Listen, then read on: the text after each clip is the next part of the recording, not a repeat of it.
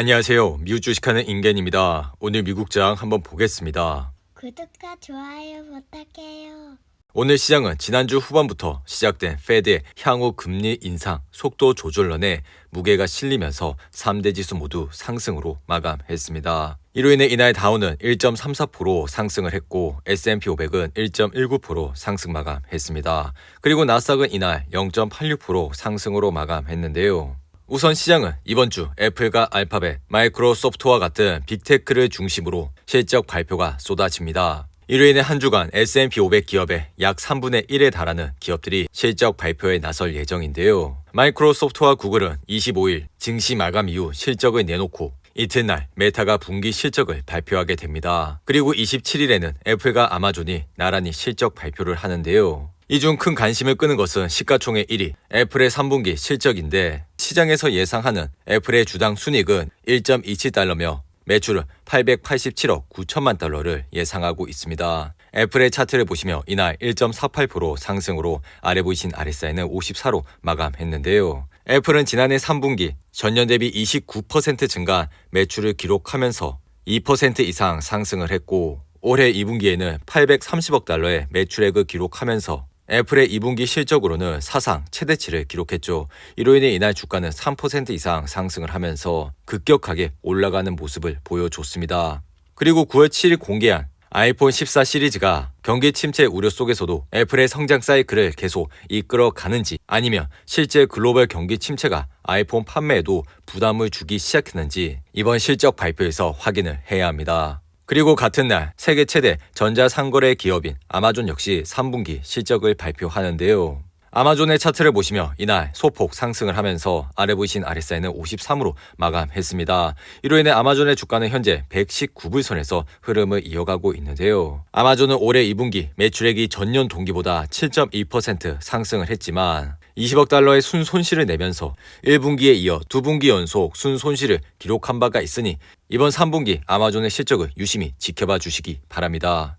그리고 이날 발표된 시카고 연은의 9월 전미 활동 지수는 0.1을 기록했고 이는 전월과 같은 수준을 기록하면서 평균 이상의 성장세를 나타냈습니다. 반면 S&P 글로벌이 집계하는 10월 제조 구매 관리자 지수 예비치는 49.9로 떨어졌고 이로 인해 기준선인 50을 밑돌면서 수축 구면에 들어왔습니다. 더불어 서비스업 PMI 예비치 역시 46.6으로 위축세를 나타냈는데요. 현재 시장은 11월 FOMC를 앞두고 인플레이션을 잡기 위한 페드의 금리 인상 속도를 주시하고 있고 11월 자이언트 스텝이 유력시 되는 가운데 시장의 기대처럼 12월부터 속도 조절이 이루어질 수 있을지가 관건입니다. 다만 이러한 모습은 11월 CPI 지수를 확인을 한 이후 결정이 되기 때문에 이러한 점을 잘 참고하시고 투자를 해주시기 바라고요. 그리고 이날 미국 10년물 국채 금리는 소폭 상승을 하면서 4.245%까지 올라왔습니다. 그리고 통화정책에 민감한 2년물 금리 역시 4.5% 이상 상승을 했는데요. 그리고 이날은 중국의 시진핑의 3연임이 확정이 되면서 미국에 상장된 중국 주식들이 일제히 급락을 하는 모습을 보여줬습니다. 이로 인해 알리바바는 이날 12% 이상 하락을 했고 핀도도는 무려 24% 하락을 했습니다. 더불어 중국 전기차 역시 좋지 않은 흐름을 보이면서 이날 니오는 15% 이상 하락을 했는데요. 니오의 차트를 보시며 이날 급락을 하면서 현재 주가는 9불선에서 흐름을 이어가고 있습니다. 더불어 이날은 거래량을 동반한 하락을 했기 때문에 당분간 좋지 않은 흐름세가 이어질 가능성이 높다고 생각이 드니 이러한 점을 잘 참고하시고 투자를 해주시기 바라고요. 그리고 니오는 작년 초 66불이라는 고점을 찍고 지속적인 하락세를 이어오면서 주가는 8불대까지 내려왔는데 웬만한 개인 투자자들은 이러한 하락세를 견디면서 투자를 하기 힘들 뿐만 아니라 중국 주식들은 국가의 규제로 인해 이렇게 급락을 하는 경우가 있으니 중국 주식은 조심하시면서 투자를 해주시기 바랍니다. 그리고 이날 알리바바 역시 12% 이상 하락하면서 현재 주가는 63불선에서 흐름을 이어가고 있는데요. 앞서 시진핑의 4년임이 확정이 되면서 지난 몇 년간 민간 부문을 희생하면서까지 공공 부문을 우선시하는 데 집중한 정책들이 바뀌거나 수정될 가능성이 작아졌고 이로 인해 중국 기술주들이 큰 폭으로 하락을 하는 모습을 보였습니다.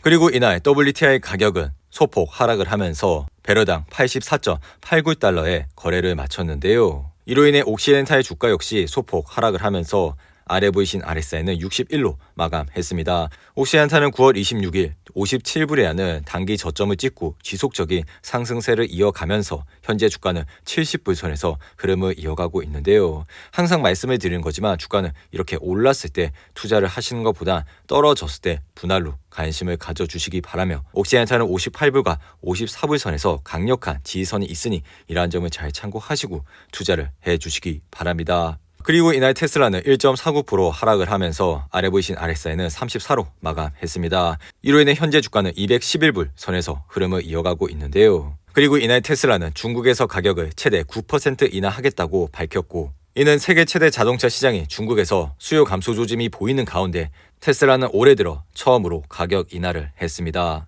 머스크는 지난 3분기 실적 발표를 하면서 중국이 부동산 문제로 일종의 경기 침체를 겪고 있다고 밝힌 바가 있는데요. 더불어 다가오는 2023년 중국 전기차 업계 전반의 판매 둔화가 예상되는 가운데 테슬라의 가격 인하는 전기차 업체 간 경쟁 리스크가 커지고 있음을 보여주고 있습니다. 더불어 최근 발표한 실적에서도 시장의 예상치를 밑도는 어닝 미스를 기록하면서 좋지 않은 모습을 보였고 특히나 오늘은 장중 한때 7.4%까지 하락을 하면서 주가는 198달러까지 내려왔습니다.